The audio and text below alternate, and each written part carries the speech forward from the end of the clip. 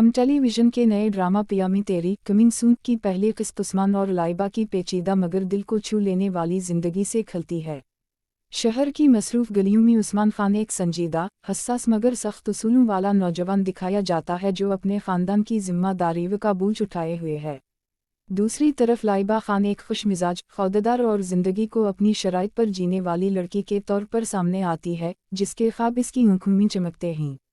Episode 1 में उन दोनों की पहली मुलाकात एक गैर मुतवक्के हादसे के जरिए होती है। बारिश में भीगी हुई सड़क और लाइबा का रखी हुई फाइलें ज़मीन पर गिर जाना, जब उस्मान बगैर सोचे इसकी मदद को आगे बढ़ता है।